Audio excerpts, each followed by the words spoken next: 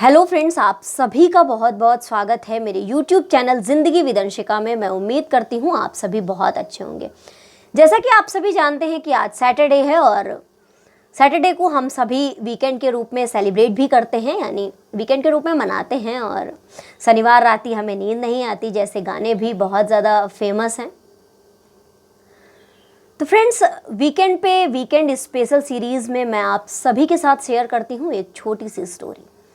एक व्यक्ति था, उसका परिवार था और वो अच्छी खासी नौकरी करता था। उसके परिवार में उसके माता पिता थे। वो अविवाहित था, उसने शादी नहीं की हुई थी। हालांकि वो एक उम्रदराज व्यक्ति था, लगभग 45 वर्ष का।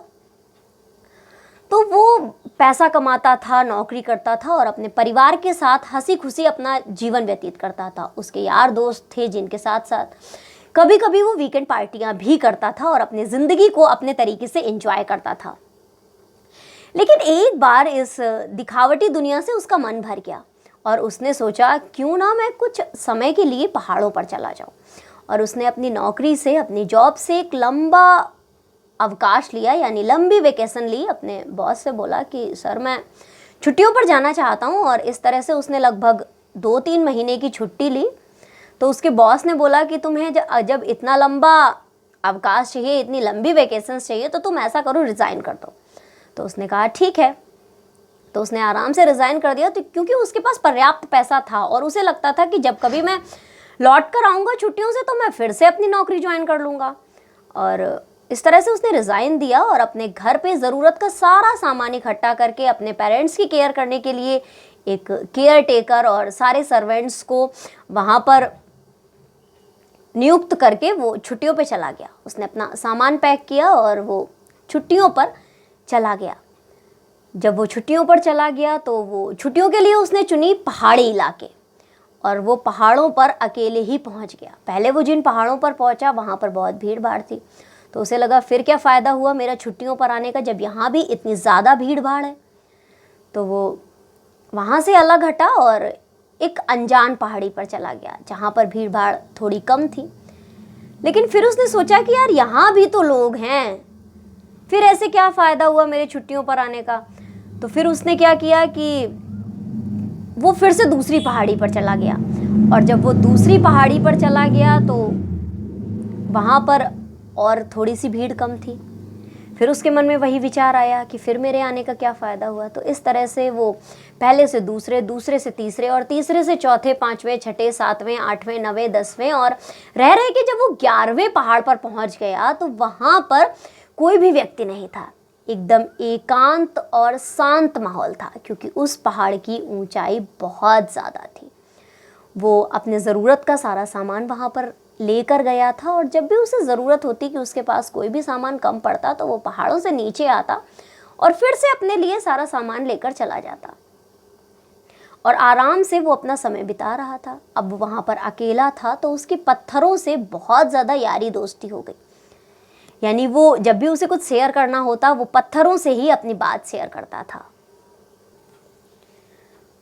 वो पत्थरों से अपनी बातें शेयर करता और उसे ऐसा लगता कि पत्थर उसे जवाब भी दे रहे हैं। तो इस तरह से उसका समय हंसी खुशी व्यतीत हो रहा था। जब उसे वहाँ पर रहते हुए काफ़ी समय बीत गया तो वो ऐसे ही एक दिन घूम रहा था।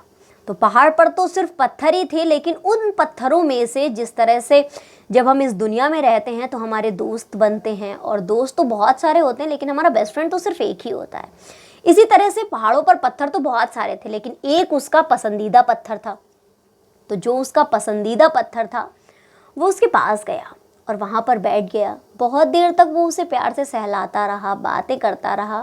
फिर उसने कहा, अरे यार पत्थर, तुम कितने ज़्यादा कठोर हो, तुम्हें मनुष्य बन जाना चाहिए।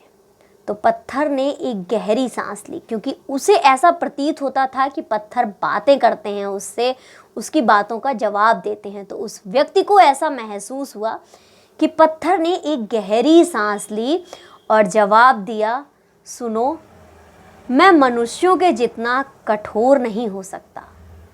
तो फ्रेंड्स, बस इतनी सी थी ये कहानी, लेकिन इस छोटी सी स्टोरी में ये लर्निंग छिपी हुई है। इस छोटी सी कहानी से हमें ये सीख मिलती है कि आजकल का मनुष्य पत्थरों से भी ज़्यादा कठोर हो गया है।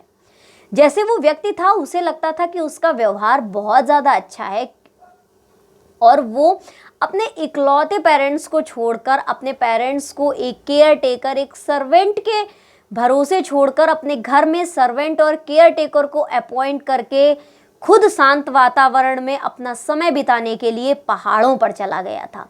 वो चाहता तो अपने माता पिता के साथ भी हिल स्टेशन पर जा सकता था, लेकिन ऐसा उसने नहीं किया।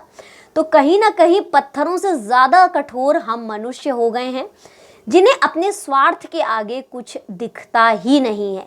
तो हमें अपने इस तरह के नेचर को बदलने की ज़रूरत है, लोगों की केयर करने की ज़रूरत है और मनुष्य होने के नाते हमारे अंदर मनुष्यता होनी चाहिए, इंसानियत होनी चाहिए, ताकि हम दूसरे के मन को समझ सकें और एक कोमल हृदय के साथ एक बेहतर जीवन व्यतीत कर सकें, दूसरों के दुख तकलीफ़ों को समझें, उनको महसूस करें और ऐसी कोशिश करें ताकि कम से कम सामने वाला अगर हमसे अपना दर्द बांटता है तो हम कुछ परसेंट तो उसका दर्द कम कर पाएँ। हम अपने आप को ऐसा मनुष्य बनाएं कि सामने वाले को ये लगे कि अगर मैं इससे अपना दर्द बांटूंगा तो शायद मैं कुछ हल्का महसूस करूंगा या इसके पास मेरी समस्या का कुछ समाधान होगा।